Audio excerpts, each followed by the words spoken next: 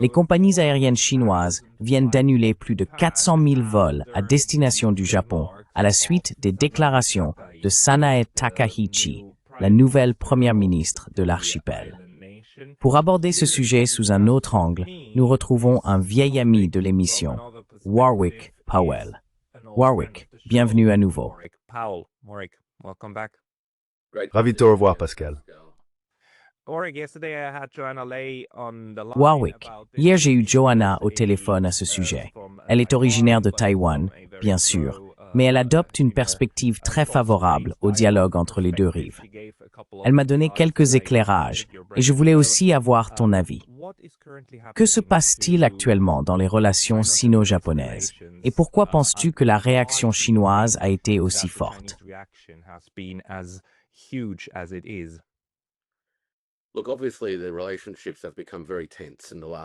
Écoutez, il est évident que la relation est devenue très tendue au cours des 2 ou 3 dernières semaines. Et dans une large mesure, bien sûr, l'étincelle qui a déclenché la dernière phase d'intensification et la spirale descendante, si l'on peut dire, du moins sur le plan du ton bilatéral, ce sont les remarques faites par la nouvelle première ministre du Japon à propos de la question de Taïwan. À la diète, on lui a demandé quelle était la position de son gouvernement à l'égard de Taïwan, et elle a répondu en la qualifiant potentiellement de question de survie, invoquant la possibilité juridique de mobiliser les forces de défense japonaises en cas d'incident militaire survenant autour de Taïwan.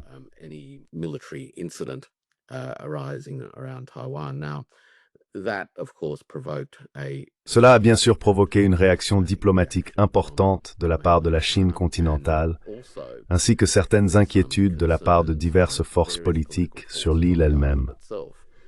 L'île présente un ensemble d'attitudes plus complexes sur ces questions, mais malgré tout, de nombreuses préoccupations concernant la dernière intervention japonaise sont partagées de part et d'autre du détroit. Pékin, je suppose, est extrêmement sensible à la question de Taïwan pour des raisons de souveraineté nationale.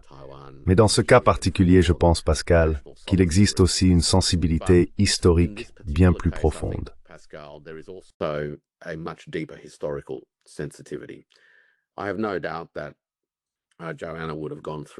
Je n'ai aucun doute que Joanna aurait retracé une grande partie de cette longue histoire, remontant à la fin des années 1800, lorsque les Japonais ont colonisé Taïwan et ont finalement été contraints, à la conclusion de la Seconde Guerre mondiale, de restituer tous les territoires qu'ils avaient colonisés à leurs anciens souverains, si l'on peut dire. Mais je pense qu'il est vraiment important de se rappeler que l'armée impériale japonaise a envahi la Chine en 1931 et y a mené la guerre jusqu'en 1945. Environ 25 à 30 millions de Chinois sont morts pendant cette période à cause de cette guerre.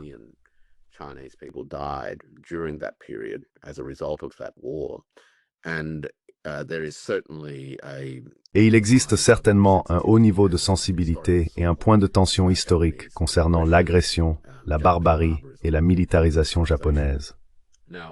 Lorsque la République populaire de Chine et le Japon ont normalisé leurs relations bilatérales en 1972 et ont finalement publié la déclaration conjointe, qui, bien sûr, a été largement discutée au cours du dernier jour et demi, des 2 derniers jours, à la lumière de la crise actuelle, les discussions ont effectivement porté sur la question des réparations de guerre.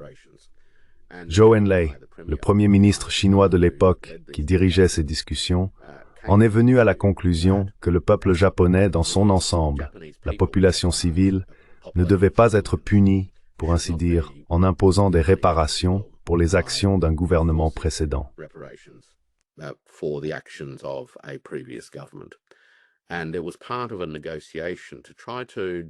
Cela faisait partie d'une négociation visant à tracer une ligne dans le sable, à tourner une nouvelle page dans les relations bilatérales, afin que les 2 pays puissent, en quelque sorte, aller de l'avant ensemble, en mettant de côté certaines de ces questions. Depuis lors, 3 déclarations bilatérales officielles, communiqués et autres déclarations similaires ont réaffirmé cette intention. La reconnaissance d'une responsabilité mutuelle et d'un bénéfice mutuel à trouver des moyens de coexister, de se coordonner et de collaborer dans l'intérêt de chaque pays et de la région dans son ensemble. Ainsi, lorsque le Premier ministre a récemment fait ses remarques concernant l'île de Taïwan, cela a réellement provoqué deux choses.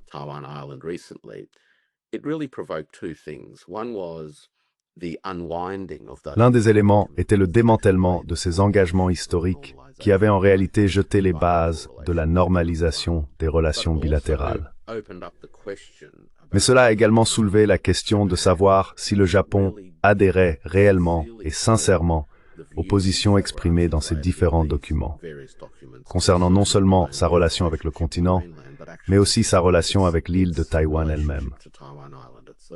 Si les Japonais devaient considérer un incident autour de l'île, que les Chinois considèrent évidemment comme une affaire intérieure, comme suffisant pour justifier une intervention militaire japonaise au nom de la sécurité nationale ou de la survie, cela signifierait alors, du point de vue de la Chine, que le Japon ne considérait plus Taïwan, ni la question de Taïwan, comme une affaire intérieure chinoise.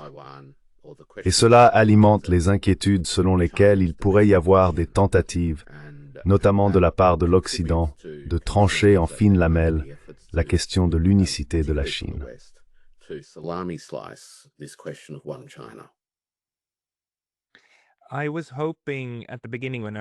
J'espérais, au début, lorsque j'ai entendu ce qu'elle avait dit au Parlement, qu'elle voulait dire qu'une guerre à Taïwan ou autour de Taïwan constituerait une urgence nationale pour le Japon, dans le sens où, bien sûr, l'île japonaise la plus proche se trouve à seulement une centaine de kilomètres des côtes taïwanaises. Mais en réalité, non, ce n'est pas ce qu'elle voulait dire. Ce qu'elle voulait vraiment dire, c'est que si des navires de guerre chinois, des navires du continent, s'approchaient de l'île taïwanaise, cela constituerait en soi une situation que le Japon pourrait tenter de prévenir en utilisant la force de ses forces d'autodéfense.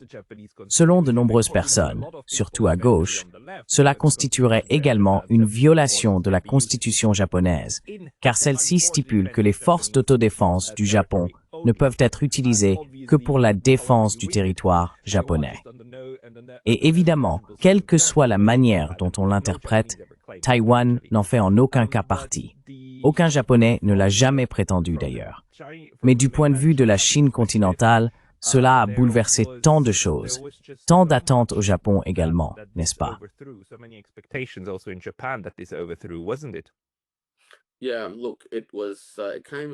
Oui, écoutez, cela a un peu pris tout le monde par surprise.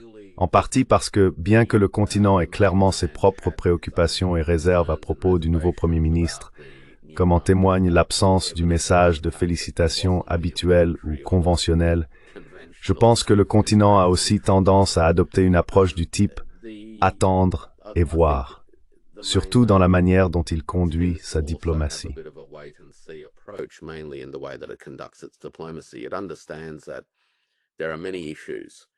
Il est entendu qu'il existe de nombreuses questions qui touchent l'Asie du Nord, où la coordination et le dialogue entre le Japon et la Chine sont en réalité essentiels aux intérêts des deux pays, qu'il s'agisse de la stabilité de la péninsule coréenne, de la promotion de la libéralisation du commerce régional et de l'accès au marché, de la coordination économique ou encore des dispositifs de soutien financier permettant, en cas de choc de liquidité dans les économies régionales, de gérer ces chocs de manière appropriée grâce à une action concertée des banques centrales. Il existe donc de nombreux domaines dans lesquels les économies japonaises et chinoises interagissent étroitement, et une approche pragmatique est généralement adoptée. Mais lorsque la première ministre japonaise a fait ses remarques, et je devrais ajouter que lors de sa visite en Malaisie pour l'APEC, elle s'est également rendue dans un cimetière pour rendre hommage aux soldats japonais tombés en Malaisie pendant la Seconde Guerre mondiale. Cela ne l'a pas rendue plus populaire auprès des habitants de Malaisie non plus.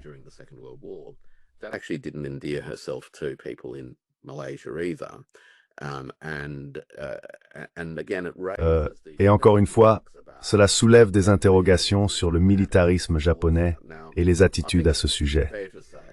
Maintenant, je pense qu'il est juste de dire que la majorité des Japonais, et certainement d'après les retours que je reçois d'amis et de collègues qui vivent et travaillent là-bas, ne soutiennent pas une remilitarisation du Japon telle que la conçoivent les éléments les plus extrêmes du corps politique japonais.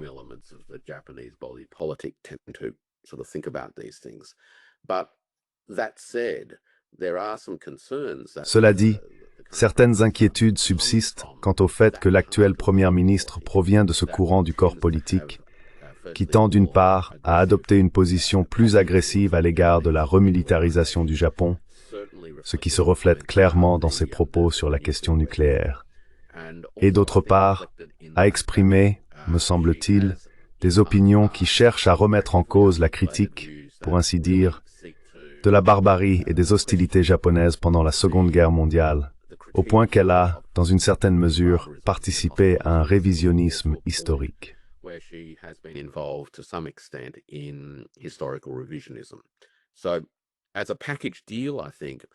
Donc dans l'ensemble, je pense qu'elle incarne un certain ensemble d'attitudes et de forces au sein de la société japonaise qui préoccupent les habitants de la Chine continentale, un grand nombre de personnes sur l'île de Taïwan, ainsi que d'autres en Asie du Sud-Est.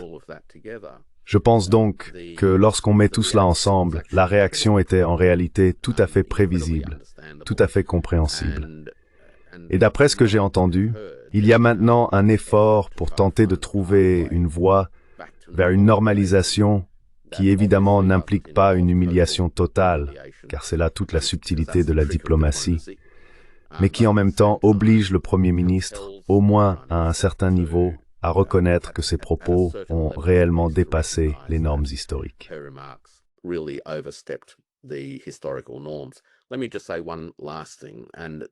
Permettez-moi de dire une dernière chose, et cela joue peut-être un peu en sa faveur, à savoir que nous savons qu'en politique et dans les affaires internationales, il est souvent nécessaire pour les dirigeants politiques, qu'ils soient les plus hauts responsables ou des ministres de haut rang, de peser leurs mots et de calibrer leurs propos de manière à ne pas forcément révéler pleinement leurs opinions personnelles, bien sûr, mais aussi les positions officielles ou officieuses des membres d'un gouvernement. Néanmoins, ils peuvent tout de même faire passer un message. Ils agissent ainsi parce que les normes de la diplomatie exigent réellement un certain niveau de décorum et de bonne manière, si l'on peut dire, afin de laisser à chacun la possibilité de naviguer dans des questions complexes.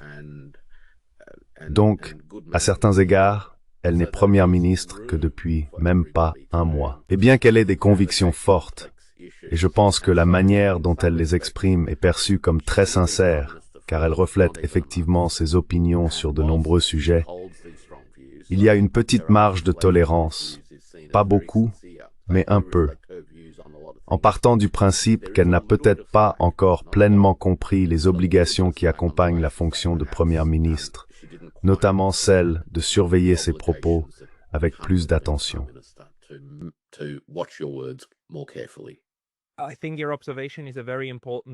Je pense que votre observation est très importante. Je me demande jusqu'à quel point, dans ce sens, la Chine est disposée ou capable de lui accorder une certaine marge. Mais je veux simplement dire que les circonstances dans lesquelles elle a fait cette déclaration étaient très particulières, car c'était en réponse à une question d'un député de l'opposition, un député du Parti démocrate constitutionnel de gauche. C'est le parti qui veut qu'elle retienne cet élan, qui ne veut pas adopter une posture militariste, qui a toujours été anti-militariste. Il a insisté, lui posant plusieurs fois la question, donc cela en ferait-il partie, parce qu'il voulait qu'elle réponde non. Mais elle a répondu oui. Et ce que vous venez de dire est en fait ce que faisait le Premier ministre Abe. Chaque fois qu'on l'interrogeait sur la situation avec Taïwan, il répondait toujours qu'il ne spéculerait pas sur des questions d'une telle importance.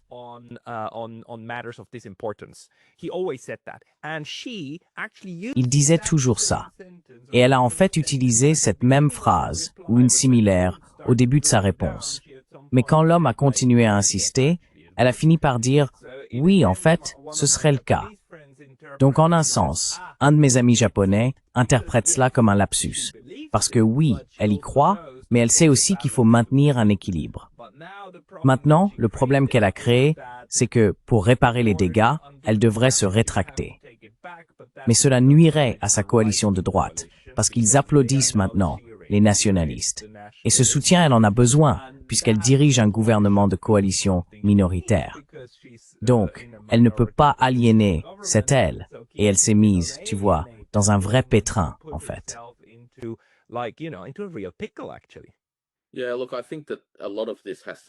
Oui, écoutez, je pense qu'une grande partie de cela est liée aux dynamiques politiques internes, car évidemment, compte tenu de la manière dont elle est devenue première ministre, il n'existe pas encore de base pour un mandat large qui nécessiterait de convoquer des élections générales. Donc, en un sens, elle a peut-être ressenti le besoin, sous pression, de démontrer sa valeur, en particulier auprès de l'électorat qui l'a soutenu dans son accession au poste. Maintenant, encore une fois, vous savez, les politiciens chevronnés restent très disciplinés, surtout sur les questions susceptibles de provoquer non seulement des réactions très fortes, mais aussi des risques pouvant s'enchaîner de manière incontrôlable. Et par là, je veux dire la possibilité de déclencher des événements en cascade qu'on ne peut pas vraiment anticiper.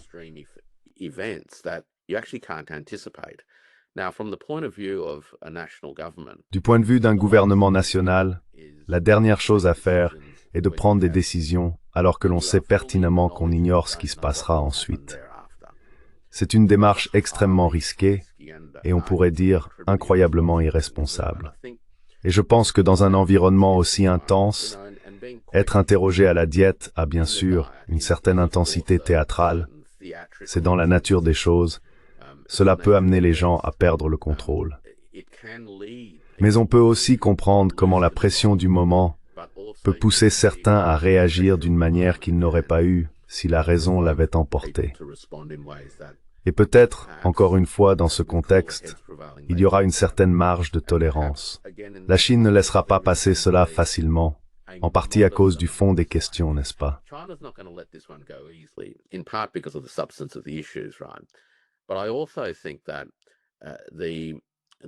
Mais je pense aussi que l'erreur, si l'on peut dire, du point de vue du Japon, et vous avez évoqué ces autres îles, dont certaines sont contestées comme nous le savons, c'est qu'en quelques jours, des navires des gardes-côtes chinois ont traversé ces eaux disputées. Et malgré quelques protestations du gouvernement japonais, celui-ci n'a en réalité rien pu faire. Il y a 10 ou 15 ans, il est très peu probable qu'une telle chose se soit produite. Ce à quoi elle a peut-être involontairement donné lieu, c'est le prétexte par lequel une nouvelle normalité s'installe. Je suis sûr que ce n'est pas le résultat qu'elle aurait souhaité, mais c'en est certainement un dont Pékin saura profiter pleinement.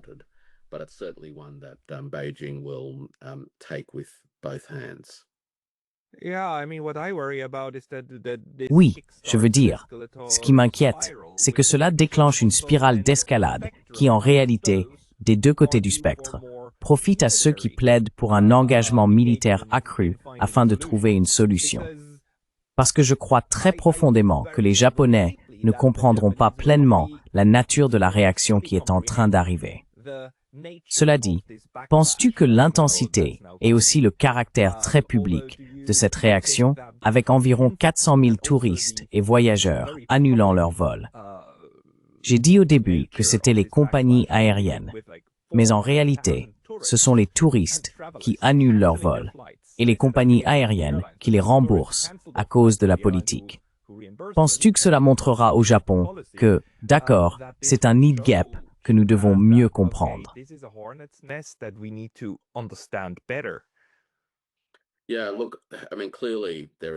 Oui, écoutez, je veux dire, il est clair que certains problèmes ont été déclenchés, le need gap, la boîte de Pandore, où des sentiments profondément enracinés peuvent être mobilisés très très rapidement. Mais évidemment, les gens voulaient aussi visiter le Japon. Donc il y a clairement une ouverture d'esprit en même temps, n'est-ce pas, d'une autre manière. Je pense que beaucoup de Chinois ont des sentiments complexes à propos de la question japonaise. Et dans l'ensemble, ils ne sont pas seulement disposés à laisser le passé tranquille, mais sont en réalité heureux de se tourner vers l'avenir de la relation. Et bien sûr, d'un point de vue personnel, pouvoir visiter le pays et profiter de tout ce que la société, l'histoire et la nature japonaise offrent à un touriste, ainsi que Disney, bien sûr, si vous avez des enfants.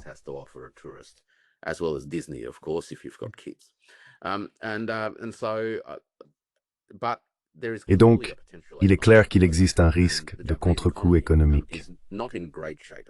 L'économie japonaise n'est pas en très bonne forme en ce moment, et sa relation économique avec la Chine reste un élément très important du bien-être global du Japon. Je pense donc qu'il va y avoir beaucoup de pression. Il ne fait aucun doute que le nouveau gouvernement en est pleinement conscient. Un envoyé spécial a été dépêché et a rencontré des responsables à Pékin hier mardi. Des images ont bien sûr circulé, montrant l'envoyé quittant les bureaux.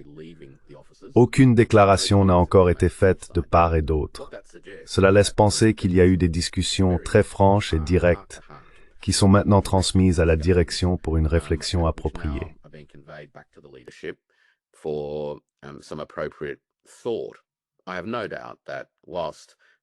Je n'ai aucun doute que, comme je l'ai mentionné, la Chine ne laissera pas passer cette affaire à la légère ni facilement, mais qu'elle est également capable de collaborer avec la partie japonaise, si l'on peut dire, afin de créer les conditions d'un apaisement acceptable de la situation. Encore une fois, il s'agit de pragmatisme. Il n'y a pas grand-chose à gagner à continuer d'attiser cette question si l'on peut trouver un moyen de la calmer plus tôt que tard.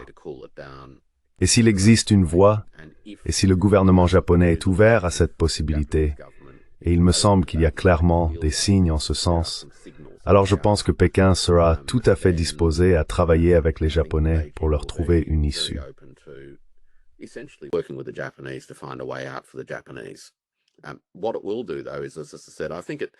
Ce que cela fera cependant, c'est, comme je l'ai dit, je pense que cela crée en réalité une nouvelle normalité. Et cette nouvelle normalité, combinée au changement d'attitude sur l'île de Taïwan, et au fait que l'armée populaire de libération, la marine et les gardes-côtes du continent ont traversé les eaux contestées autour de l'île. Vous savez, ils ne reviendront pas en arrière sur ce point. Ce que cela montre vraiment, c'est que non seulement l'armée populaire de libération a la capacité de contourner l'île de Taïwan elle-même, mais qu'elle a aussi la capacité de pousser cela un peu plus loin.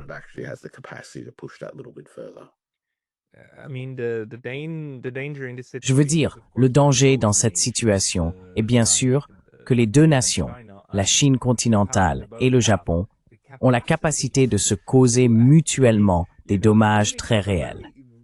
Mais jusqu'à présent, la norme a toujours été que, lorsque vous approchez des îles sous l'administration de l'autre partie, vous pouvez faire un peu de mise en scène, mais vous n'utilisez pas réellement la force. Non, ils n'ont jamais utilisé de canon à eau l'un contre l'autre. Ça, c'est aux Philippines. Exactement. Mais il existe aussi une discipline très claire consistant à ne pas exhiber d'armes sur ces bateaux. On les garde toujours cachés, et ainsi de suite. Il y a donc des normes d'engagement très précises. Vous vous attendez donc à un changement de ces normes d'engagement, en réalité.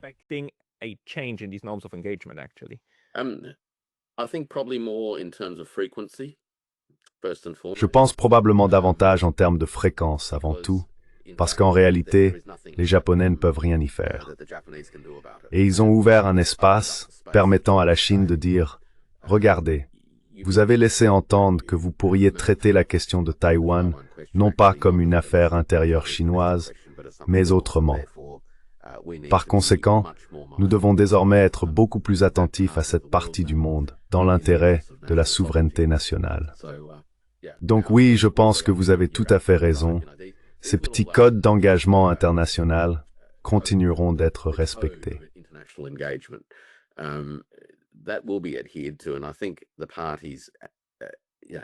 Et je pense que les parties, le Japon et la Chine, sont en réalité très compétentes pour comprendre ces signaux, car dans de nombreuses sociétés asiatiques, une grande partie de la communication se fait de manière très polie et souvent légèrement indirecte, où il faut être attentif à des indices subtils plutôt qu'à quelqu'un qui vous dit directement quelque chose. Je pense donc qu'il existe une certaine sensibilité culturelle à la façon dont ces communications codées fonctionnent.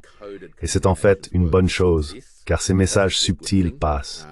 Mais je pense qu'une nouvelle normalité est en train de s'établir.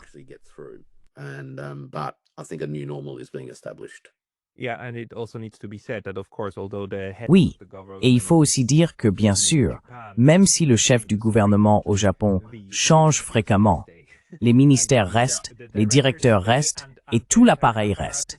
Et cet appareil est très très attentif à essayer de décrypter l'appareil en Chine et inversement. Donc tu as tout à fait raison. La stabilité à ce niveau ne disparaîtra pas nécessairement. Mais sur le plan politique, cet incident a désormais créé la nécessité pour la Chine de taper du poing sur la table et de le faire très très fermement pour dire « c'est ainsi, c'est une affaire interne ». D'un autre côté, cela pose un problème aux pragmatiques de Pékin, car plus la réaction est dure, plus ça pousse en réalité le Japon dans les bras des États-Unis. Et les États-Unis sont restés étrangement silencieux sur toute cette affaire. En fait, le seul regardable querelle entre Tokyo et Pékin est Woth.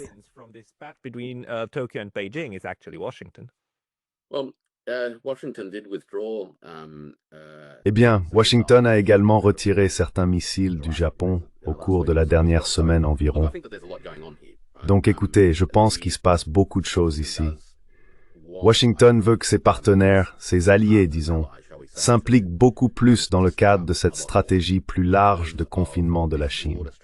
La reconfiguration de l'approche de Washington l'a conduit à pousser ses partenaires régionaux vers des arrangements minilatéraux qui exigent également de ses partenaires qu'ils augmentent leurs dépenses, achètent davantage de machines, de munitions et d'armes de guerre et jouent un rôle de première ligne plus actif.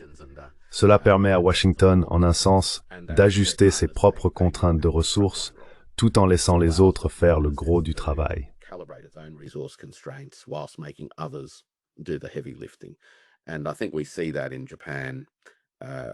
Et je pense que nous voyons cela au Japon, dans une certaine mesure en Corée également, avec les sous-marins nucléaires, la situation aux Philippines, et bien sûr ici en Australie où je me trouve. Ainsi, le Japon joue à certains égards un rôle de proxy très utile dans cette réévaluation plus large de la stratégie américaine, même si l'objectif reste en grande partie inchangé. Je pense que sous ses prédécesseurs, il y a eu une tentative d'exploiter peut-être cette période de plus grande, disons plus grande, responsabilité autonome, afin de développer une certaine capacité qui pourrait permettre au Japon d'être un peu moins sous la coupe, pour ainsi dire.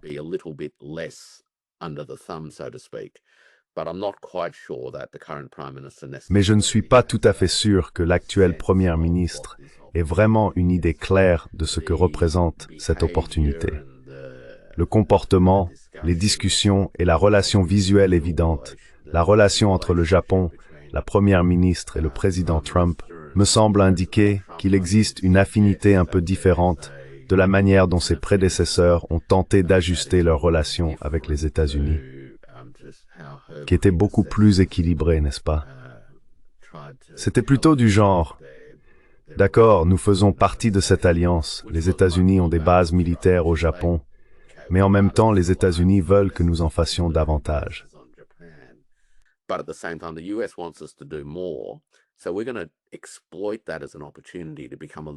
Nous allons donc exploiter cela comme une occasion de devenir un peu... Je ne suis pas sûr qu'elle fasse cela.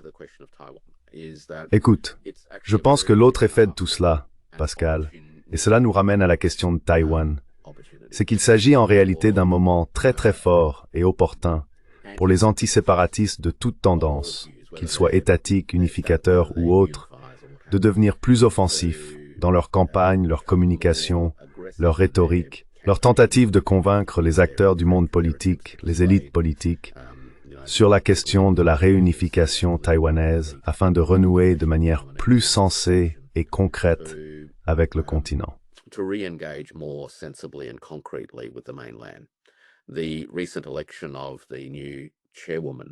Je pense que l'élection récente de la nouvelle présidente du KMT a réellement ravivé cet aspect particulier de l'environnement politique taïwanais. Et cet incident donne, à mon avis, à ce pan du monde politique à Taïwan quelque chose de concret sur lequel s'appuyer. Il faut se rappeler que depuis environ 25 ou 30 ans, on tente d'une certaine manière de désignifier Taïwan. Dans une certaine mesure, il y a eu une tendance à se tourner vers l'héritage de l'occupation japonaise comme partie du patrimoine culturel, et ainsi de suite. Mais cet épisode permet en réalité aux gens de rappeler aux autres à Taïwan que, en fait, leur héritage est profondément chinois.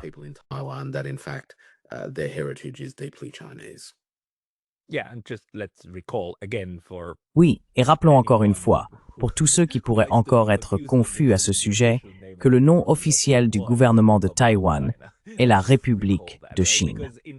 Rappelons-le bien, d'accord? Parce que dans le discours occidental, cette réalité est tellement mise de côté qu'on pourrait presque croire qu'il existe quelque chose comme une République de Taïwan. Ce n'est pas le cas. Il n'y a que la République de Chine. Mais tu m'as aussi signalé le fait que, désolé, cela va faire deux questions. Premièrement, il existe désormais un lien entre le parti actuellement au pouvoir, le Parti démocrate progressiste de Taïwan, et les efforts visant à se rapprocher du lobby pro-israélien et à renforcer les liens avec les États-Unis par ce biais. Voilà pour la première. La deuxième question, si tu as le temps d'y répondre, c'est pourquoi tu penses que certains aspects de la posture de défense du Japon ont bien plus à voir avec la Corée du Nord qu'avec la Chine.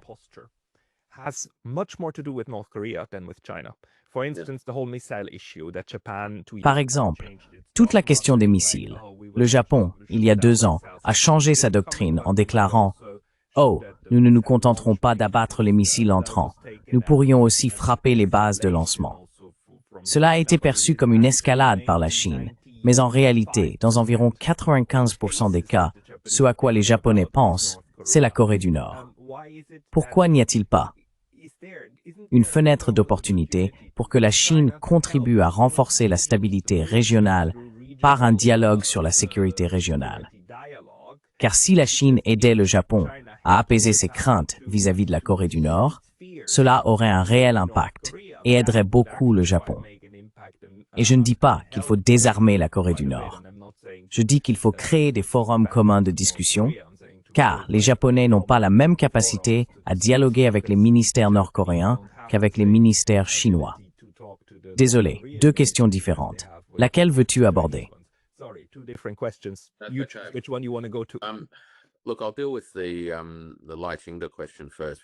Écoutez, je vais d'abord aborder la question de Lai Ching-te, qui est le dirigeant de Taïwan.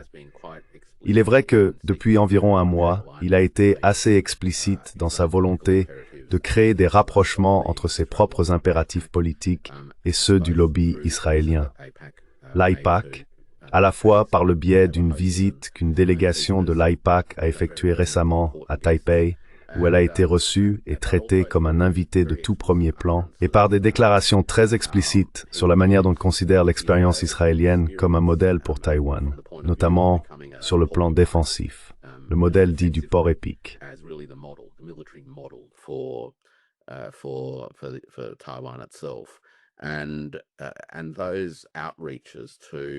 Je trouve ces démarches envers le lobby israélien très intéressantes, car elles suggèrent que lui et ses alliés sur l'île craignent que Washington ne soit plus le soutien naturel aussi solide qu'il l'était autrefois. Mais il comprend que le lobby israélien exerce une influence considérable à Washington et cherche à en tirer parti. Le risque qu'il court, à mon avis, est que cela pourrait aliéner beaucoup de gens dans toute la région, ainsi que de nombreux habitants de l'île qui trouvent ce qui se passe au Moyen-Orient, à Gaza et ailleurs, profondément répugnant et qui sont consternés par le nettoyage ethnique qui a été mené. Je ne savais pas trop si nous pouvions le dire, car je ne savais pas vraiment comment l'algorithme réagirait.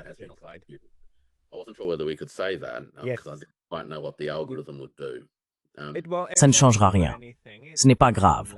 La majorité de la population mondiale sait que c'est un génocide et en parle.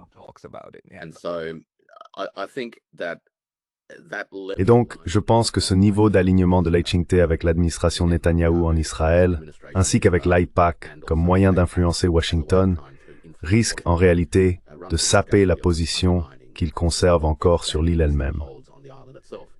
Et cela, je crois, combiné à la nouvelle présidente du KMT et à ces autres événements que nous avons essayé d'analyser dans cette discussion, ouvre un nouvel épisode, peut-être, des dynamiques trans-Détroit qui étaient tout simplement inconcevables il y a encore un an, où des personnes sérieuses parlent désormais de la nécessité pour Taipei et Pékin d'avoir à nouveau un dialogue significatif sur ce à quoi ressemblera le monde demain et dans 10 ans.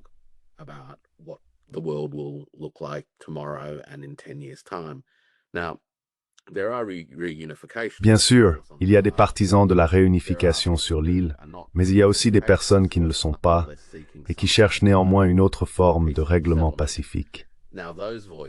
Ces voix avaient été largement marginalisées pendant probablement 8 ou 9 ans. Mais je pense que les événements récents donnent un nouvel élan à ces voix pour qu'elles reviennent sur le devant de la scène. Il sera intéressant de voir comment cela évolue, à la fois en raison des dynamiques à Washington même, et bien sûr des dynamiques plus régionales. Écoutez, je pense que la question de la RPDC est extrêmement importante. Elle est malheureusement mal comprise par beaucoup en Occident, car on la présente simplement comme un État voyou, un royaume ermite, ce genre de choses.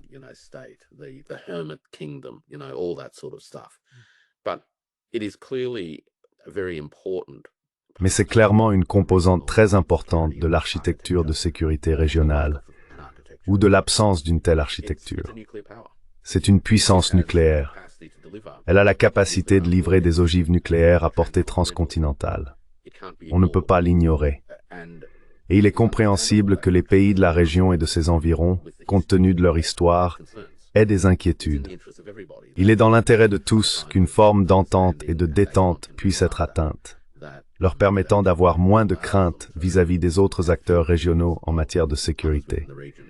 Et je pense que vous avez raison de dire que Pékin est en position, avec les Russes qui ont renouvelé un accord militaire ou sécuritaire avec la RPDC, de finalement conduire un dialogue plus constructif dans la région.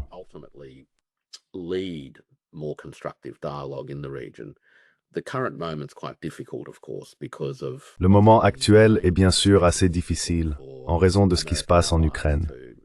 Cela rend difficile pour les alliés américains d'entretenir des relations avec la Russie sans que le reste du monde ne les critique.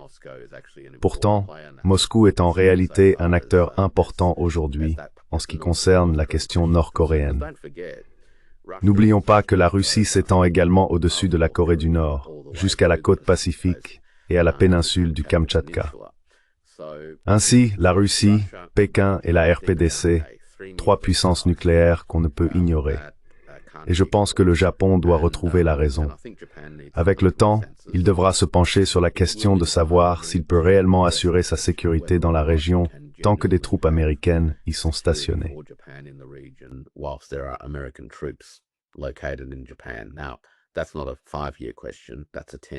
Ce n'est pas une question à 5 ans. C'est une question à 10, 20 ou 30 ans.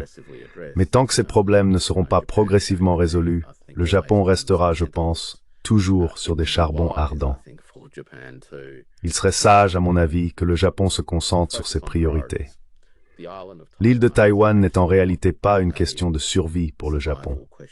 La RPDC, si. Et la question de la RPDC est mieux gérée si l'on a la capacité de travailler avec la Chine et la Russie pour trouver des moyens d'engager un dialogue avec Pyongyang. S'ingérer à Taïwan n'est pas une très bonne façon d'y parvenir.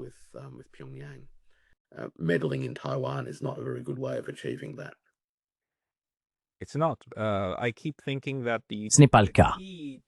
Je continue de penser que la clé de la sécurité et de la stabilité en Asie du Nord-Est pourrait en réalité se trouver en Mongolie, qui entretient d'excellentes relations avec tout le monde, y compris les Russes, et pourrait inviter à un dialogue sur la sécurité au niveau de sous-directeurs entre les ministères de la Défense. Et ils viendraient probablement. En fait, ils l'ont déjà fait auparavant. N'importe quelle excuse pour rendre visite serait saisie à pleine main. S'il y a la moindre occasion pour moi de me joindre à vous, j'adorerais le faire. Je vais continuer à y réfléchir. Warwick, merci beaucoup. Y a-t-il encore quelque chose à aborder dans la discussion sur ce point? Ou penses-tu que nous avons couvert environ 80%? Je pense que nous avons abordé les grandes questions dont nous avons connaissance et, espérons-le, contribué à éclairer un peu les dynamiques en jeu et, en fin de compte, les véritables priorités. L'implication du Japon dans la question de Taïwan n'est tout simplement pas une priorité japonaise. Il existe de nombreux autres enjeux bien plus importants sur lesquels le Japon doit réfléchir et agir. En réalité, la Chine fait partie de la solution pour bon nombre de ces questions, pour le Japon comme pour l'ensemble de la région, et ce pour des raisons évidentes. Vous savez, c'est la plus grande économie et la nation la plus puissante de la région, et on ne résout pas les problèmes régionaux sans s'engager avec elle de manière constructive.